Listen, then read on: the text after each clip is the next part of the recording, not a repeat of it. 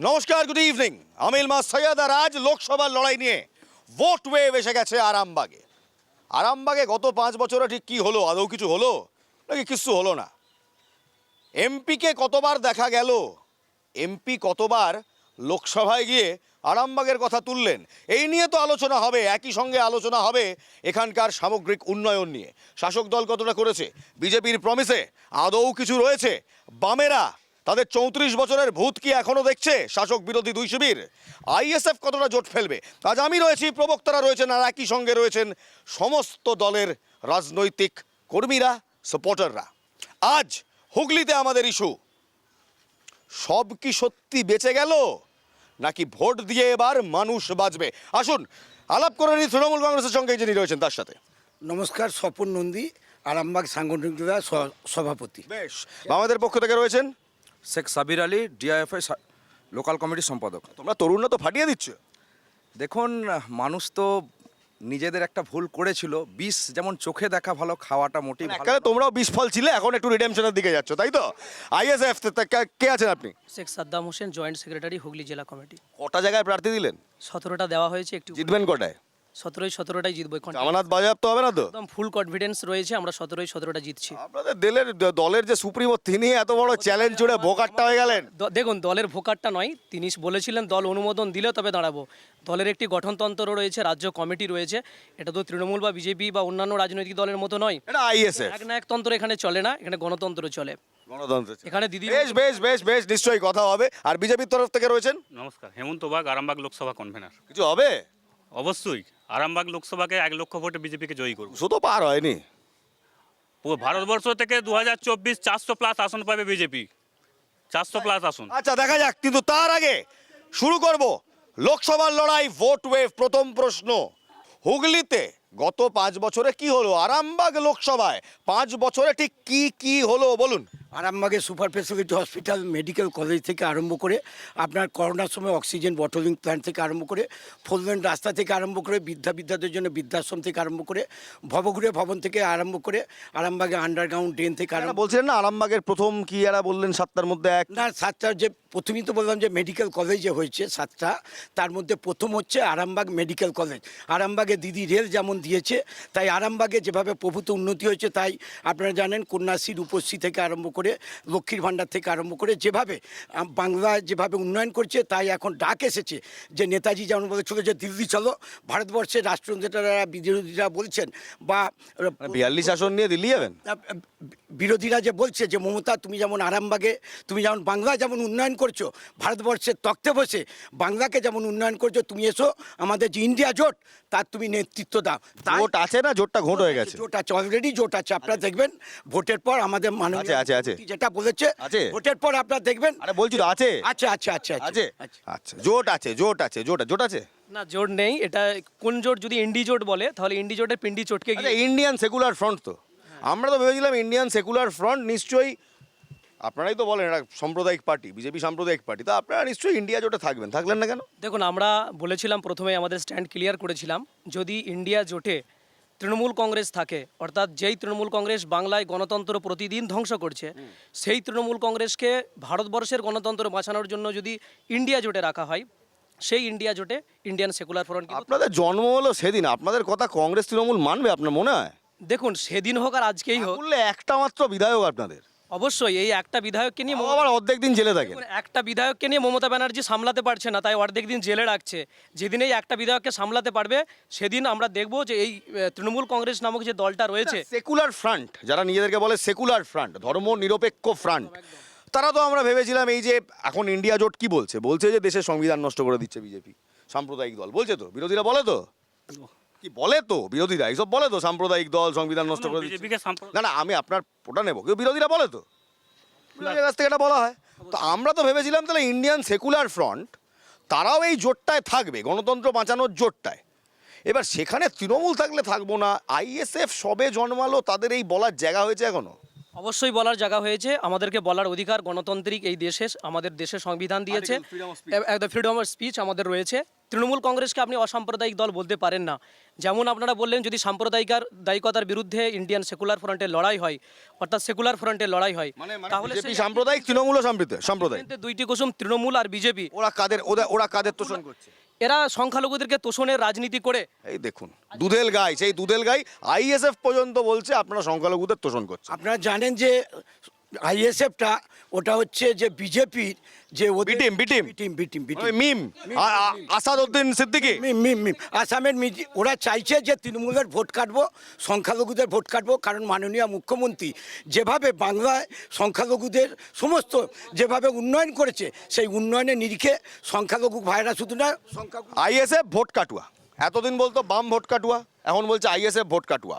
আপনারা Indian secular ফ্রন্টের সাথে জোট করলেন তো গতবার বিধানসভায় তো আমরা দেখলাম আইএসএফ জোট হলো, কংগ্রেস আইএসএফ বামেদের জোট হলো, এবার কি হলো? দেখুন, জোট নয়, আসন সমঝোতা। পরিষ্কার করে বলি, জোট হচ্ছে আমাদের বাম ফ্রন্টের সঙ্গে জোট, যাকে চোখের এই নয়নের মণির মতো রক্ষা করতে হবে বলে। এরা নয়নমণি নয়, এরা দুচ্চাই, ধূর্ছায়ও নয়। রাজনৈতিকভাবে কোনো দলই কখনো শত্রু নয়, আর কোনো দলই কখনো বন্ধু নয়। কিছুটা বলছিল, কি বলছিলে? বলছি সিপিএমের দাদাকে জিজ্ঞেস করুন সংযুক্ত মোর্চা বলে যে 21-এ তৈরি হয়েছিল সেটা কি? বলুন।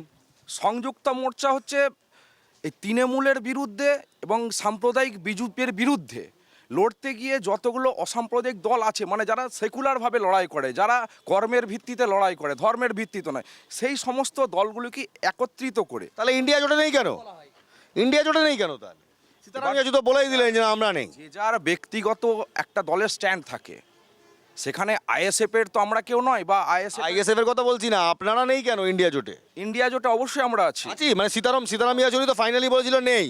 মমতা ব্যানার্জি যখন ইন্ডিয়া জোটে গিয়েছিলেন, আপনারা ক্লিয়ারলি মিডিয়ার মধ্য দিয়ে দেখিয়েছেন যে সেই মুহূর্তে আমরা একটা প্রস্তাব দিয়েছিলাম যে রাখা যাবে না।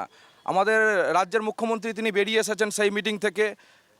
তো তারপরে কংগ্রেস আমাদের সঙ্গে আজও আছে, এবং দক্ষিণের যে রাজ্যগুলো আছে সেই রাজ্যগুলোর বিভিন্ন দলনায়করা তারা এখনও ইন্ডিয়া জোটে আছেন, এবং আপনারা আছেন ইন্ডিয়া জোটে অবশ্যই আমরা আছি। আইএসএফ কেন নেই? সেটা আইএসএফ এর মতামত। আইএসএফ সবাই আছে, একদা আপনাদের যারা জোট সঙ্গী, ওই কি বললেন সংযুক্ত মোর্চা, সেই মোর্চার অর্ধেক মোর্চা তো রয়েছে, আপনারা নেই কেন? দেখুন, আমাদের স্ট্যাট আগেই বললাম, ক্লিয়ার ছিল যে তৃণমূল কংগ্রেস অর্থাৎ যে সাম্প্রদায়িক মেরুকরণের বিরুদ্ধে লড়াই, আরেকটি সাম্প্রদায়িক দল যেই দলে রয়েছে, যেই তৃণমূল বলছেন আপনারা ভোট কাটুয়া, আপনারা বিজেপির বি টিম। তৃণমূলের অভিযোগ হতে পারে, তৃণমূলের দাদাকে জিজ্ঞেস করুন 1998 থেকে এ পর্যন্ত 2024 মমতা ব্যানার্জি মহাশয় 2011 ক্ষমতায় আসার আগে কবার বিজেপির সঙ্গে সংসার করেছে? তিনবার। বলুন দাদা, কবার সংসার করলেন বিজেপির সঙ্গে? শুনুন, আমাদের মাননীয় মুখ্যমন্ত্রী চাই উন্নয়নের স্বার্থে ওনাদিকে আরএসএস ওনারা কন্ট্রোল করে। আরএসএস বলেনি মমতা বন্দ্যোপাধ্যায়কে বাংলার দুর্গা? না, হ্যাঁ, বাংলার দুর্গা মমতা বন্দ্যোপাধ্যায় বলেছো তো। আরে মমতা বন্দ্যোপাধ্যায় কি হচ্ছে, ধর্ম যে যার, উৎসব সবার, তাই সেই জন্যই প্রত্যেকেতে যান।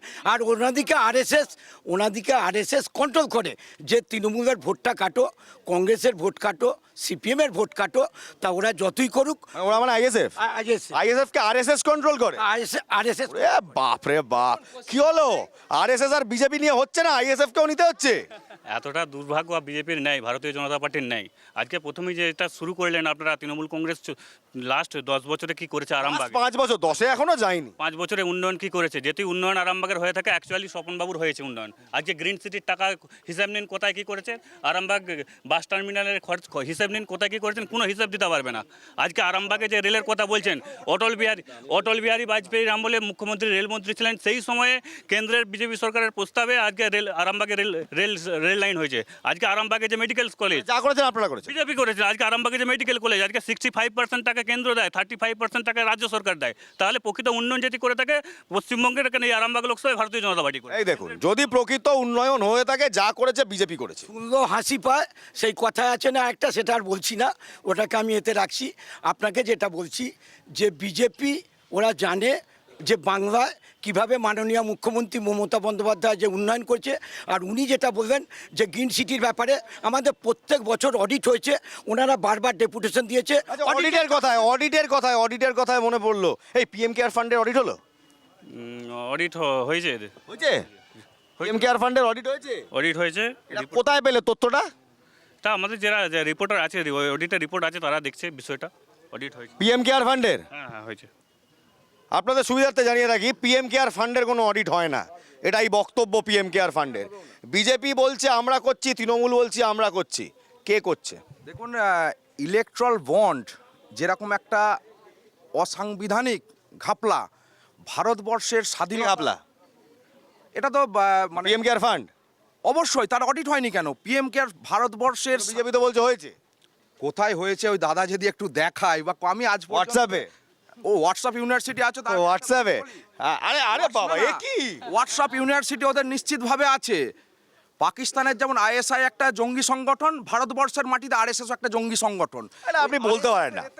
আরএসএস জঙ্গি সংগঠন? আরএসএস জঙ্গি সংগঠন ওদের মুখে মানায় না। আজকে আরএসএস জাতি ধর্ম নির্বিশেষে কাজ করে চলেছে, তারা একটা সেবা সংগঠন, তারা পার্টির কেউ নয়, পার্টির বাইরে একটা কিন্তু পার্টিকে কন্ট্রোল করে কন্ট্রোল করে, সেটা ভেতরে আইডিওলগ।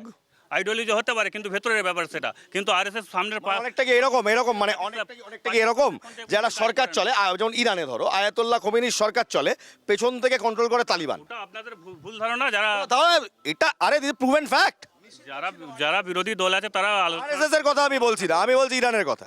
আরএসএস বিজেপিকে কন্ট্রোল করে না, করে না? সরকারকে কন্ট্রোল করে না। বিজেপি তার নির্দিষ্ট একটা রাজনৈতিক দল, সে নির্দিষ্টভাবে সরকার চালায়। ভাই আজকের এই শোটার পর আমি জানি না, তুমি এমন এমন কিছু কথা বলছো যেগুলো, আরএসএস নাকি বিজেপিকে কন্ট্রোল করে না। আর এসে নাথুরাম গডসে যে গান্ধীজিকে হত্যা করে, নাথুরাম গডসেতে আমি এখন যাবো না, নাথুরাম গডসেতে যাবো না। তোমাদের কারা কন্ট্রোল করে? তৃণমূল বলছে আরএসএস কন্ট্রোল করে। আমরা নিজেরাই দলকে পরিচালনা করি, রাজ্য কমিটি রয়েছে, আমাদের পিছন থেকে টিউনিং করার মতো কেউ নেই। প্রত্যেকের স্বাধীনতা নিয়ে তারা দলটা করতে এসেছে, যেখানে বিজেপি স্বাধীনভাবে তারা দল করতে পারে না, উপর থেকে নিয়ন্ত্রিত হয়। তৃণমূলেরও তাই ওয়ান ম্যান আর্মিতে চলে। অর্থাৎ আর আপনাদের আমাদের গঠনতন্ত্র আপনাদের দলটা তো শুরু হলো একটা মাজার শরীফ থেকে, না। তারপর আপনারা বললেন ইন্ডিয়ান সেকুলার ফ্রন্ট। তাই হ্যাঁ? তাই যদি হতো তাহলে আমার নাম ইলমাস সৈয়দ দাদা, আমি জানতে চাই মাজার শরীফ থেকে কোন পলিটিক্যাল অর্গানাইজেশন শুরু হয়, কোন কোরআন হদিসে বলা আছে? এটা সম্পূর্ণ আপনার মিথ্যা অ্যালিগেশন আমাদের বিরুদ্ধে। কখনো হয়নি? আব্বাস সিদ্দিকা বসেনি? মাজার শরীফ থেকে হয় না, তিনি একটা মাজার শরীফ থেকে বিলং করতে পারেন। প্রথম শুরু করলেন তো আজার। তার একটা আরে ধর্মীয় দাদা identity দাদা, অবশ্যই। শুরু তো করলেন নওশাদ সিদ্দিকের আগে তো আব্বাস সিদ্দিকী ছিলেন। ধর্মীয় আইডেন্টিটি পীরজাদা। মানুষের রয়েছে, নরেন্দ্র মোদীরও রয়েছে, মমতা ব্যানার্জিরও রয়েছে। তিনি যদি ব্রাহ্মণ পরিবার থেকে উঠে এসে একটি পলিটিক্স করতে পারেন এবং পশ্চিমবঙ্গের মুখ্যমন্ত্রী হতে পারেন। মমতা বন্দ্যোপাধ্যায়। যোগী আদিত্যনাথ যদি গেরুয়া বসন ধারণ করে, তিনি যদি আপনার উত্তরপ্রদেশের তার মুখ্যমন্ত্রী, নামটা কি করে সেকুলার ফ্রন্ট হয়? অবশ্যই নওশাদ সিদ্দিকী, তিনি তার একটা ধর্মীয় আইডেন্টিটি থাকতে পারে, তিনি একটি মাজার একদম একদম। আরে আরে, তিনি মাজার শরীফ থেকে বিলং করে, তিনি দেশের প্রধানমন্ত্রী। আরে এক মিনিট, তিনি মুখ্যমন্ত্রী, প্রধানমন্ত্রী, তিনি রাষ্ট্রপতিও হতে পারেন, এটা নিয়ে কোনো সংশয় নেই। ভারতের যে কোনো ধর্মের যে কোনো লোক হতে পারে। আমার বক্তব্য হচ্ছে তাহলে ইন্ডিয়ান সেকুলার ফ্রন্ট কিভাবে? অবশ্যই সেকুলার না হলে পর আমাদের দলের রাজ্য সম্পাদক বিশ্বজিৎ মাইতি হতে পারে না, রাজ্য সহসভাপতি তাপস ব্যানার্জি, জুবি সাহা, শাওন দাস এরা থাকতে পারে না। তাহলে ওই মাজার শরীফ নিয়ন্ত্রিত যারা পীর সাহেব পীরজাদা রয়েছেন তাদের দ্বারাই নিয়ন্ত্রিত হতো। দেখুন, এই অভিযোগ তো আপনাদের বারবার ছিল, আজকে তাই জন্য প্রশ্নটা করলাম যে কি করে সেকুলার ফ্রন্ট। সেকুলার ফ্রন্ট বলেই তো একাধিক কি বলবো, ওদের সাংগঠনিক যারা রয়েছেন তারা সবাই অন্যান্য ধর্মের, মানছেন? এই কারণেই সেকুলার ফ্রন্ট। সেটা বলতে পারছি না, ওটা ওনাদের রাজনৈতিক বিষয়। কারণ আমাদের রাজনৈতিক বিষয়ে আপনাদের বি টিম কি? আমাদের বিটিম কেন হতে যাবে? কেন বিজেপি, ভারতীয় জনতা পার্টির বিটিম আইএসএফ হতে পারে না, কোনো তৃণমূল? কেউ নয়। ভারতীয় জনতা পার্টি একাই 100। আচ্ছা আচ্ছা, এই মুহূর্তে হ্যাঁ কি বলছেন? সর্বভারতীয় স্তরে বিজেপির বিটিম তৃণমূল কংগ্রেস। এই দেখুন, সেটিং সেটিং সেটিং, setting গরু থেকে কয়লা সবটাই সেটিং হয় না। না, সবচেয়ে আমি আপনাদের বলছি, উনি বললেন যে পিএম কেয়ারের অডিট হয়েছে, উনি দেখাবেন। আর না, ওটা হয় না, উনি ভুল আরামবাগ করেছেন। পৌরসভার আমার সমস্ত অডিট আরামবাগ উৎসবের বইতে দিয়ে আছে। ওনারা বারবার ডেপুটেশন দিয়েছেন, ওনারা শুধু ব্যক্তিগতভাবে কুৎসা করছেন। আমি সেই আমাদের যে আপনারা কুচ্ছা করছেন, আরামবাগের সব রয়েছে। গ্রিন সিটির অর্ডারে শ্বেতপত্রে প্রকাশ করুন, তাহলেই জানবো। কোনটা বললেন? গ্রিন সিটির যে হয়েছে সমস্যা আছে, দুর্নীতি হয়েছে। হ্যাঁ, দুর্নীতি হয়েছে। কি দুর্নীতিটা কি? শ্বেতপত্র কোটি কোটি টাকা দুর্নীতি হয়েছে গ্রিন সিটির প্রকল্পে। কি প্রকল্পটা কি ছিল, দুর্নীতিটা কি হলো? লাইটিং ফাইটিং যে পৌরসভার টোটাল যে কাজের জন্য গ্রিন সিটি যে প্রজেক্ট হয়েছিল, তার জন্য কোটি কোটি টাকা দুর্নীতি হয়েছে। ওটা শ্বেতপত্র আকারে প্রকাশ করতে বলুন ভারতীয় জনতা পার্টিকে, এই তৃণমূল কংগ্রেসকে। ভাবুন, 14.5 কোটি না কি বললেন? হ্যাঁ হ্যাঁ, বলুন তো এখনো বর্তমান ইস্যু আছে, দেখাবেন চলুন। ইস্যুটা কি বলুন? স্কুলে সোলার প্যানেল লাগানো আছে, ফলক আছে, সোলার সিস্টেম চলে না এখনো রানিং, আপনাকে দেখাবো চলুন। আরামবাগ টোটাল অ্যামাউন্ট কত? আরামবাগ 14.5 কোটি টাকা। বেশ বেশ বেশ, 14.5 কোটি। আচ্ছা, আসবো 14.5 কোটি টাকার কি বললেন? সোলার প্যানেল লাগানো আছে, সোলার চলে না। আপনার যেটা বলছে আমি তো আপনাদের কাছে আপনাদের টিভির মাধ্যমে তো বলছি যে হ্যাঁ টিভির মাধ্যমে আমি বলছি আমার কেন্দ্রীয় সরকারের তারা অডিট করেছে, তারা যে দেখেছে আমি বলছি তো যে না আমার অডিট হয়েছে আরামবাগ উৎসবে যে আমাদের সুভেনির বেরোয় তাতে দিয়ে আছে, ওনারা বারবার ডেপুটেশন দিয়েছি আর ওনারা পিএম কেয়ারের অডিটটা দেখাবেন কেন্দ্রীয় ওটা পাবেন না, ওটা নেই। ঠিক বলছে? দেখুন সবটাও ঠিক বলছে না, আর বিজেপি অডিট হয়েছে মানে একটা ঠিক বলছে না, জানি যে পিএম কেয়ারের অডিট হয়, ওটা হয় না, ওটা আমি জানি ভুল বলছি। ভুল বলছে। এবং তৃণমূলের যিনি প্রতিনিধি আছেন উনি আমাদের দুর্নীতিরা বলুন, স্মার্ট সিটি, গ্রিন সিটি দুর্নীতি, গ্রিন সিটি দুর্নীতি, গ্রিন সিটি দুর্নীতি। প্রকল্পের অবশ্যই দুর্নীতি হয়েছে আরামবাগে, গ্রিন সিটি প্রকল্পের দুর্নীতি অবশ্যই হয়েছে। এবার সেটা অডিট যারা করেছেন তার কতটা সত্যতা আছে কতটা মিথ্যা আছে সেটা অডিট যারা করেছেন তারা জানেন। এবার বিজেপির যারা অভিযোগ করছে তো তৃণমূলের বি টিম বিজেপি, এখন বিজেপিও আরামবাগে সে তোলাবাজি শুরু করেছে। আরামবাগ পৌরসভার নির্দিষ্টভাবে নিয়ম আছে সাবমার্সিবল বসানো যাবে না। বিজেপির কোনো নেতা 2-3টে মিডিয়া নিয়ে চলে যাচ্ছে যে সাবমার্সিবল বসাচ্ছ কেন, তারপরের দিনই মজার ব্যাপার এই জন্যই আপনারা ইনসাফ যাত্রা বলছিলেন না যে মিডিয়া আসছে না, আবার পৌরসভা বিজেপি নিয়ে চলে যাচ্ছে। বিজেপি টাকা পয়সা দিয়ে ওই মানে ছোটখাটো যে মিডিয়া সেগুলোকে কোথাও পুকুর ভরাট হচ্ছে সেখানে মিডিয়া নিয়ে যাচ্ছে। আমাদের নেয়নি তো? 2 দিন পরেই পুকুরটা আপনি ভরাট যেভাবে হয়ে মিডিয়াকে যাচ্ছে। বলছেন আমাদের নেয়নি তো? হ্যাঁ না, আপনাদের মতো কেনার ক্ষমতা নেই। ক্ষমতা নেই। ছোটখাটো যাক চারা বাবা, media। আমরা বড়, উনি সার্টিফিকেট দিলেন, আমরা বড়, বেশ। আচ্ছা দেখুন, এরাও বলছে যে দুর্নীতি হয়েছে গ্রিন সিটিতে। না, আমি তো বলছি যেখানে কেন্দ্রীয় সরকার অডিট করেছে, অডিট রিপোর্ট অলরেডি আমরা পেশ করে দিয়েছি। কোনো দুর্নীতি নেই? না, কোনো দুর্নীতি নাই। কেন্দ্রীয় সরকার অডিট করেছে, সেন্টার অডিট করেছে, সেই রিপোর্ট পেশ করে দিয়েছি, তাহলে আবার কিসের দুর্নীতি? সম্পূর্ণ মিথ্যা কথা বলছেন উনি। ওনাকে শ্বেতপত্র আকারে প্রকাশ করতে বলুন। শ্বেতপত্র দেবেন, শ্বেতপত্র দেবেন। অডিট আমরা দিয়ে দিচ্ছি তো, বইয়ে প্রকাশ করে দিয়েছি, বইয়ে ওরা উনি বলছেন বইয়ে প্রকাশ করে দিয়েছি, কিনে পড়ে নিন। ফালতু কথা, ওসব ফালতু কথা, ও পুরনো কথা আজ 5 বছর শুনে আসছি। বেশ বেশ বেশ বেশ বেশ বেশ বেশ। যখন কেউ পোডিয়ামে দাঁড়ায় না, কিংবা চেয়ারে বসে, মসনদে বসে, তখন কীরকম সমীকরণগুলো একটু গোলমেলে হয়ে যায়। তখন পলিসির কথা হয়, তখন হয় কাগজের কথা, তখন হয় শ্বেতপত্রের কথা। আম জনতার পেটের কথা হয় না। আম জনতার পেটের কথা বলে কারা? আম জনতার পেটের কথা বলে নর্মাল পার্টি ওয়ার্কাররা, যাদের সামনে পোডিয়াম নেই, যাদের চেয়ার নেই, যারা রোদে জলে খেটে পার্টিটাকে ভালোবেসে পার্টিটা করেন। দীপঙ্কর রয়েছে আমার সঙ্গে, আর পৃথা রয়েছে আমার সঙ্গে। প্রথমেই আমি বামেদের কাছে যাচ্ছি। এখানে অনিল বসু, ইলমাস তুমি জানো দীর্ঘদিন ক্ষমতায় ছিলেন এবং বেশ কিছু বুথে নাকি বিরোধী খুঁজে পাওয়া যেত না। আপনারা কি বলছেন, কোনো দুর্নীতি হয়েছে? এই তৃণমূল আর বিজেপির অবস্থাকে না, আমি 30 বছর আগে ক্লাস 6-এ পড়েছিলাম। একজন চাষি ভাই বন থেকে একটা সেই কুকুর বাচ্চার মতো একটা বাঘছানাকে নিয়ে এসেছিল। এবারে বাঘের বাচ্চাটা বড় হচ্ছে। একদিন চাষি ভাই মাঠ থেকে ফিরছে, বলছে বাবা কেমন আছে? বলছে হালুম খাবো। তার মানে তৃণমূলের তৈরি বিজেপি এসে এখন তৃণমূলকে বলছে খাবো। ওদের গটাপটা কীরকম বুঝতে পারছেন তো? সবটাই হচ্ছে সেটিং। ইলমাস বলছেন সেটিং, কিন্তু আমরা বিজেপির কাছে শুনে নেব যে আপনাদের সঙ্গে তৃণমূলের কোনো সেটিং আছে? সেটিং বলে কিছু নেই। 34 বছরে বাম সরকার কি করেছে? আমরা খাবো, ইনকিলাব জিন্দাবাদ, আমরা খাবো তোমরাবাদ। আজকে গঙ্গা থেকে ওপার থেকে এপার দেখতে পারেন ফ্যাক্টরি তুলে দিয়ে চলে গেছে, ঝান্ডা ধরিয়েছে ইনকিলাব জিন্দাবাদ, আমরা খাবো তোমরাবাদ। বিক্রয় উঠে গেল, বিভিন্ন জুট মিল উঠে গেল টিএমসি আসার পর। তারপরেও আজকে সিঙ্গুর এসেছিল, সিঙ্গুর বামপন আর টিএমসি মিলে তাড়িয়ে দিল। কি আজকে কোনো যদি সরকার আনতে চায়, বিজেপি সরকার আনবে, আদৌ আসতে চাইবে? কেন দুর্নীতি করেছে, এত দুর্নীতি করেছে, টাকা তুলেছে ভরি এদের কাছে টাকা তুলেছে। আজকে বলুন তো, একটা বেকার যুবকরা কি করে চাকরি পাবে? ফ্যাক্টরি আছে, অন্য স্টেটে যান দেখুন ফ্যাক্টরি আছে না নেই। ইউপি আছে, গুজরাট আছে, মহারাষ্ট্র আছে, লুধিয়ানা আছে, বিভিন্ন ফ্যাক্টরি আছে। ঝান্ডা ধরিছে, টিএমসিও ঝান্ডা ধরিছে, সিপিএমও ঝান্ডা ধরিছে। আজকে বেকার নিয়ে ভুগছি পশ্চিমবাংলায়। আমরা বামেদের কথা শুনবো। আপনাদের সময়ে সমস্ত কারখানা বন্ধ হয়ে গেছে। এ ভদ্রলোক বলছে ওর পেটে হাত বুললে এখন সিপিএমের ভাত বেরোবে।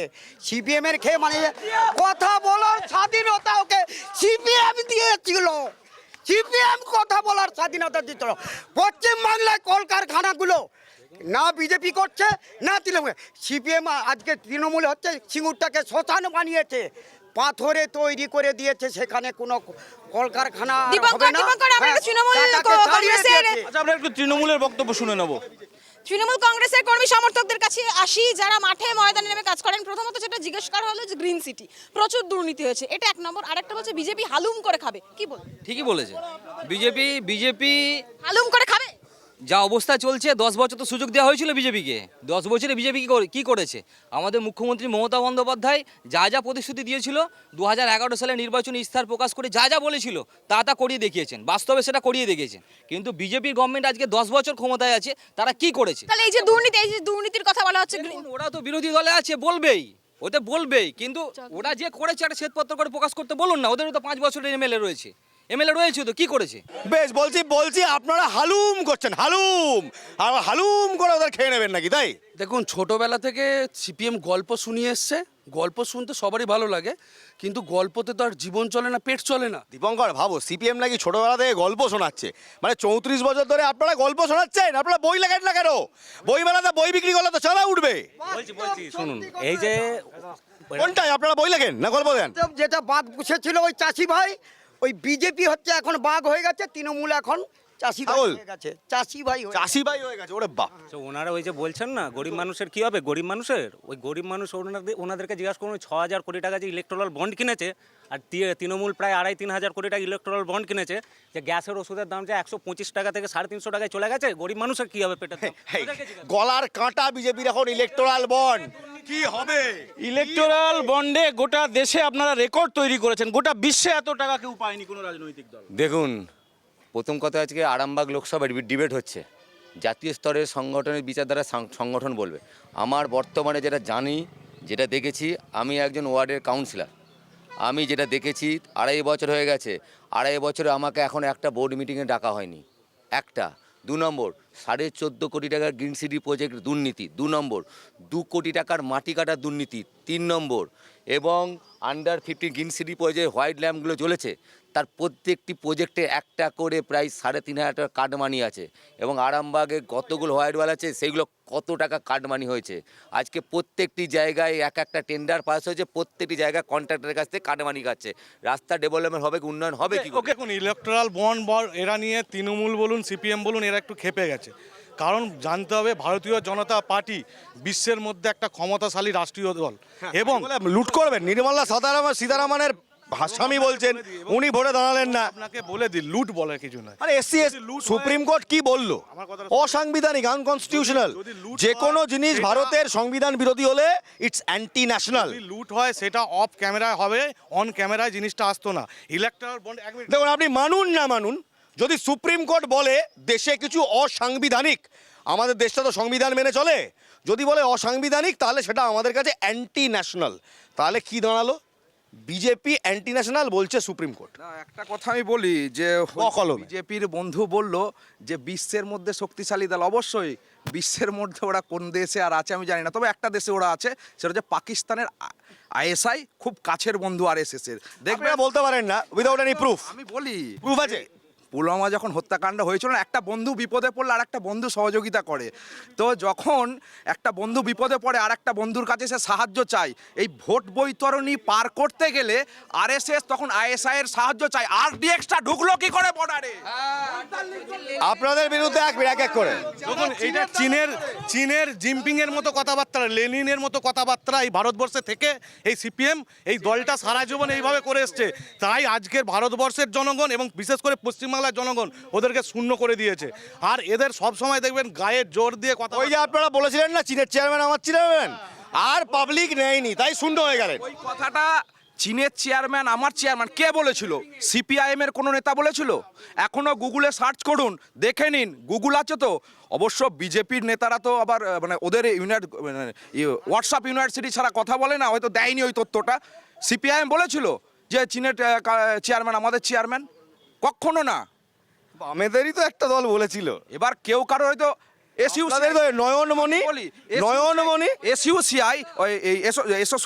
এসইউসিআই ওরাও ব্যাকেটে লেখে কমিউনিস্ট।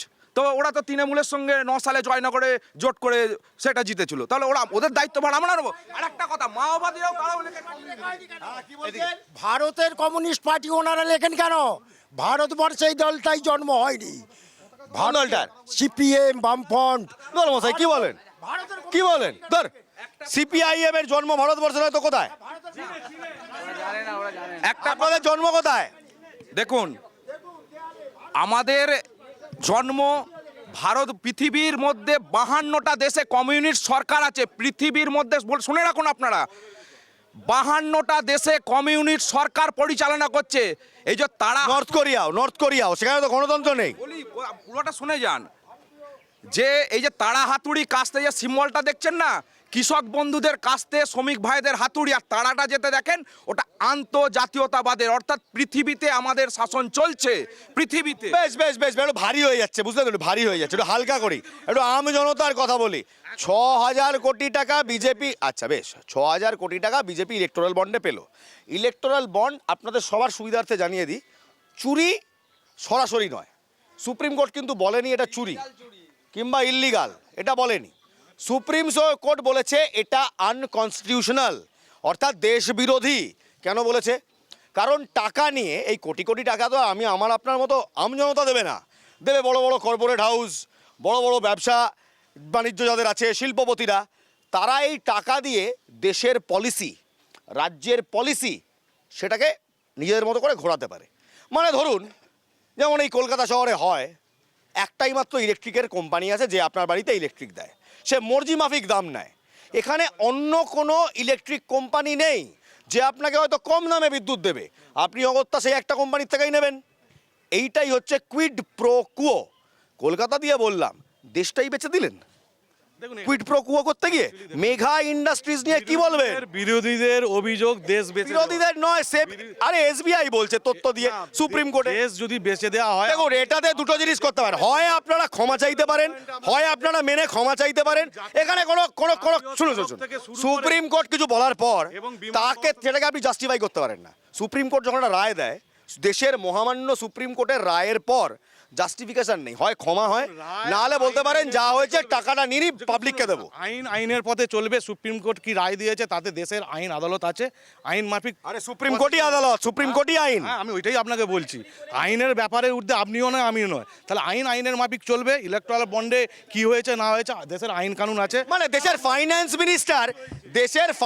মিনিস্টারের হাজবেন্ড, তাকে অবশ্য বিজেপি বলে বামপন্থী হাজবেন্ড, তিনি বলছেন বিশ্বের সবচেয়ে বড় চুরি ঘোটালা। যিনি ফাইন্যান্স মিনিস্টার তিনি ভোটে দাঁড়াচ্ছেন না, এই বলে আমার কাছে অর্থ নেই।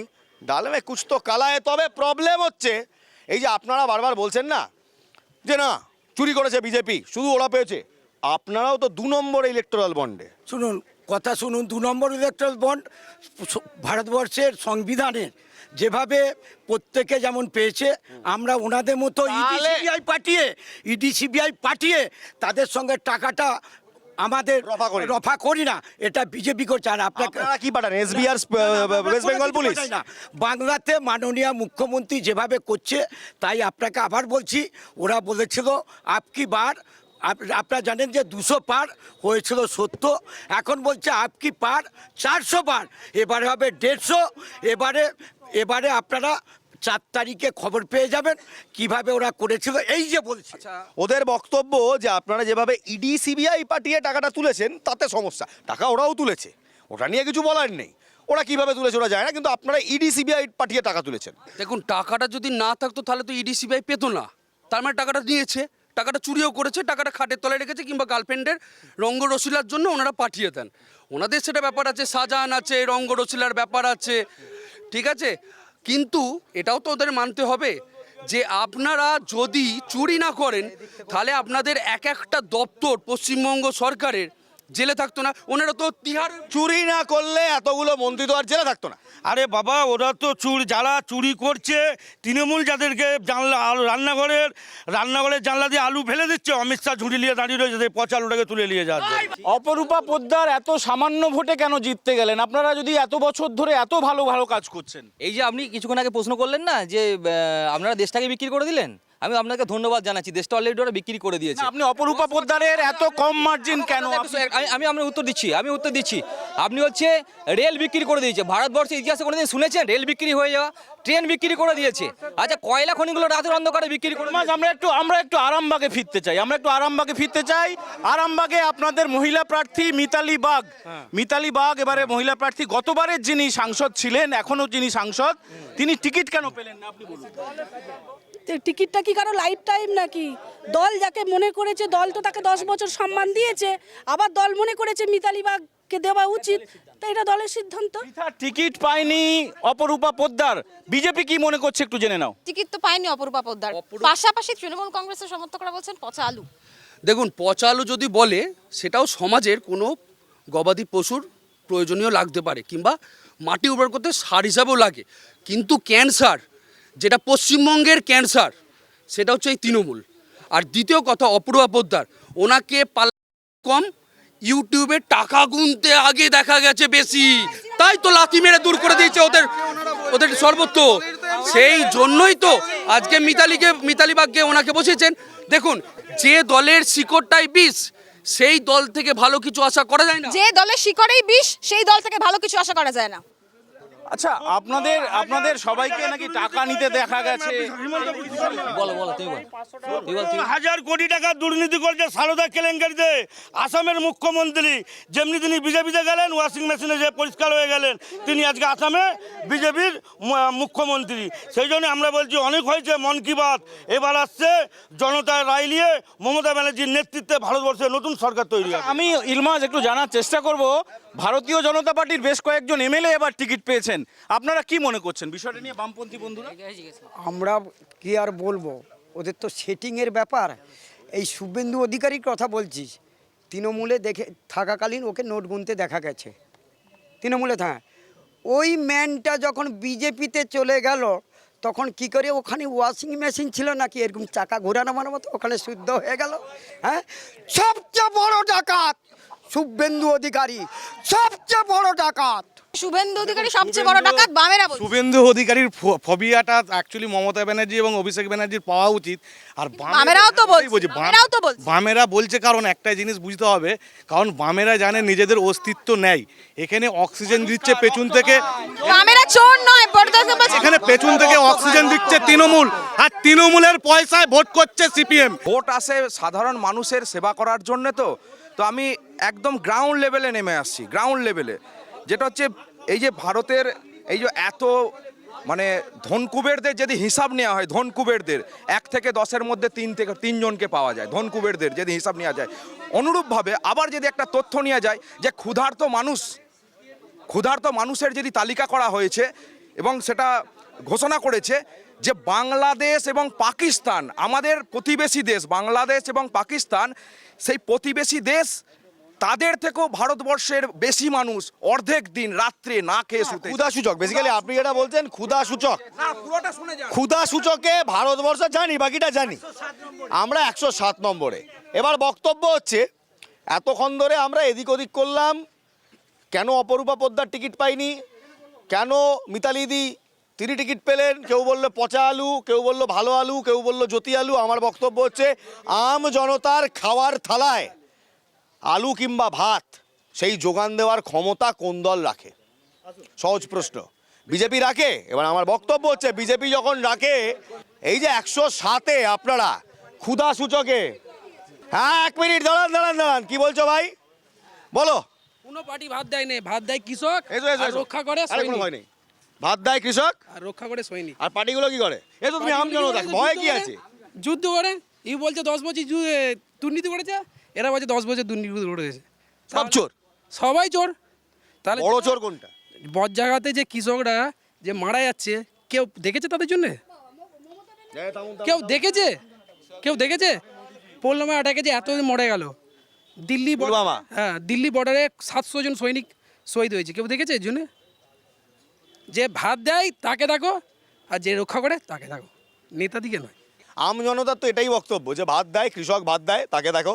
কৃষকের কথা কে বলছে? এমন একটা আইন আনলেন আপনারা দেশে, সেই আইনকে আবার নিজেদেরই আবার মুখ লুকিয়ে আইনটাকে নিয়ে আসতে হলো, ফেরত নিয়ে আসতে হলো। কৃষি আইন, কৃষি আইনের সময় আপনারা বললেন কৃষকরা টেরারিস্ট, বললেন এরা খালিস্তানি, বললেন এরা সন্ত্রাসবাদী। লজ্জা লাগলো না নাকি এখন লজ্জা লাগে? লজ্জা তো আপনাদের মতন মিডিয়াদের হওয়া উচিত। কিসের জন্য? কারণ আপনারা যে যার মতন একটা প্রোপাগান্ডা প্রত্যেকে আপনারা করেন না? প্রোপাগান্ডা বিএমডাব্লিউ এর কৃষক নিয়ে চলে, বিএমডাব্লিউ মার্সিডিজ এটা কি কৃষকরা চলে? মানে আপনারা কি এখনো বলছেন দিল্লি বর্ডারে যারা এসেছিল তারা সন্ত্রাসবাদী? কোনো রাজনৈতিক দলের প্রত্যেকবার ভোটের আগেতে রাজনৈতিক দল আপনারা তো নিজেরাও দেখছেন যে মানে বাইরে মানে এক থেকে মিনিট, থাকছে। দিল্লির টিকায়েত বর্ডারে যারা কৃষক আন্দোলন করছিল তারা কারা? কারা ছিল? আপনার বাড়ির বলুন না, তারা পাল্টা প্রশ্ন, তারা কারা এটাই বের করুন। আমরা বলছি কৃষক, আপনারা বলুন আপনাদের কি বক্তব্য? আমরা বলবো কৃষক নয়। কৃষক না। এরা কৃষকের পার্টি। আমি একটা কথা বলি, ওনারা বলছেন না যে বিএমডব্লিউ মার্সিডিজ নিয়ে ঘোরে, ওনাদেরকে বলবো একবার পাঞ্জাবে যান, একবার হরিয়ানাতে যান। পাঞ্জাবে এত বড় বড় কৃষক রয়েছে, প্রাইভেট হেলিকপ্টারে করে কীটনাশক ঔষধ স্প্রে করতে হয়। ওখানে একটা করেছিল যাতে গরিব কৃষক যারা অ্যাকচুয়াল খাটে তারা টাকাটা পাক, আর যারা ওরা বলছে হেলিকপ্টারে ঘোরে তারা ফোরেদার আর দালালদের যে টাকা বাদ দেওয়ার জন্য এই কৃষক আইন করেছিল। আর একটা জিনিস, তাই কি ঠিক বলছে? কৃষকদের জন্য মাননীয় মুখ্যমন্ত্রী আপনারা জানেন যে তাদের জন্য বিমা করেছে। উনি যে এবারে ম্যানিফেস্টেশন করেছে গরিবদের জন্য গ্যাস, গরিবদের জন্য বাড়ি বাড়ি যে ম্যানিফেস্টো, হ্যাঁ ম্যানিফেস্টেশনে গরিবদের জন্য বাড়ি বাড়ি এমনি খাদ্য দিচ্ছে, বাড়ি বাড়ি দিচ্ছে। উনি কন্যাশ্রী থেকে স্বাস্থ্যসাথী থেকে যেভাবে বাংলায় দিচ্ছেন, তাই আবার আপনাদের বলছি, ভারতবর্ষের আমজনতা বলছে মমতা তুমি এসো, সেই কবির ভাষায় বলো বলো বলো সবে শতবিনা বেনুরাবে। ভারত আবার মমতা বন্দ্যোপাধ্যায় হাত দিয়ে সেই ভারতবর্ষের আবার মানুষের যেমন বাংলায় উন্নয়ন করে। বিজেপিও তো বলছে যে ভারত আবার 1 নম্বর হবে। আলাদা কি বললেন? বিজেপিও তো বলছে যে ভারত বিশ্ব দরবারে শ্রেষ্ঠ আসনে হবে। তৃণমূলও বলছে, সমস্যাটা কোথায়? দেখুন, তৃণমূল এতক্ষণে যিনি বলছিলেন যে তৃণমূল ম্যানিফেস্টো দিয়েছে যে ফ্রিতে গ্যাস দেবে, আগে দিয়ে দেখান না। বিজেপি তো দিল, কোভিড কাল থেকে দিয়ে গ্যাস দিয়েছে, সমস্ত মা বোনেরকে গ্যাস আগে দিয়ে দেখান। আগে ওরা বলেছিল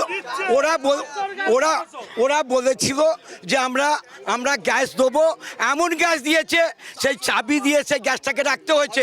মমতা বন্দ্যোপাধ্যায় যেটা বলে সেটা করে, গ্যাস দেবে। মমতা ব্যানার্জির গ্যারান্টি আছে, মমতা ব্যানার্জি যে কথা মানুষকে দেয় সে কথা রাখে। মমতা ব্যানার্জির গ্যারান্টি আছে। ডবল চাকরি দিবেন বলেছিলেন 21-এর। রাজ্য সরকার গ্যাসের আগে ভর্তুকি কত টাকা নেয় ওই প্রশ্নটা করুন। আমাকে শেখাবেন কোন প্রশ্ন করবো? আপনি প্রশ্ন করুন না, আমি বলছি যে শবনন্দীকে বলতে বলুন রাজ্য সরকার গ্যাসের ভর্তুকি বাবদ কত টাকা নেয়। বলুন, গ্যাসের ভর্তুকি বাবদ কত টাকা নেন? আপনাকে তো বললাম প্রতি গরিব মানুষকে মমতা বন্দ্যোপাধ্যায় ম্যানিফেস্টেশনে যেমন দিয়েছে, বলেছিল কন্যাশ্রী দেবো দিয়েছে।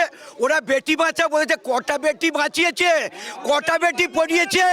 ওদিকে বলতে বলুন 15 লক্ষ টাকা দেবো বলেছিল, বছরে 2 কোটি, কটা চাকরি দিয়েছে। কি বুঝলেন? আমরাও সেফ নই, কেউ সেফ নয়। আপনারা তো ননই, আমরাও নই। কারণ এখানে কৃষক হয়ে যায় সন্ত্রাসবাদী, এখানে আমজনতার পেটের ভাতের কথা নিয়ে সবাই বলে গ্যারেন্টি দিচ্ছি। আমজনতা কতটা ভাত পেল তার গ্যারেন্টি কারো কাছে নেই। তাই এভাবে ফয়সলা করা যায় না। ফয়সলা করা যাবে কার গলায় কত জোর দেখে। বেসিক্যালি দীপঙ্কর, আমজনতার স্বার্থে কেউ কথা বলে না, কথা বলে নিজেদের গলাবাজি নিয়ে, তাই তো? একদমই। ভারতবর্ষের সংসদীয় গণতন্ত্র আমরা যা দেখে অভ্যস্ত, এই চিৎকার চেঁচামেচি। দিনের শেষে আবার আমরা চাই যে সবাই মিলে চায়ের দোকানে আড্ডা দিক, গল্প করুক, ভ্রাতৃত্ব বন্ধনে আবদ্ধ। প্রশ্ন করুন, এই চিৎকার ছাপিয়ে প্রশ্ন করুন, আপনার জন্য কে কাজ করলো? প্রশ্ন করুন, কে আপনার পেটে ভাত দিল? প্রশ্ন করুন, এই এতগুলো পতাকার মধ্যে আপনারটাকে? প্রশ্ন করুন, কে আপনার কথা বলে? প্রশ্ন করুন, ভোট দিয়ে আপনি কি পাবেন? আজ এখানেই শেষ করছি। ভালো থাকবেন, ভালো রাখবেন। জয় হিন্দ।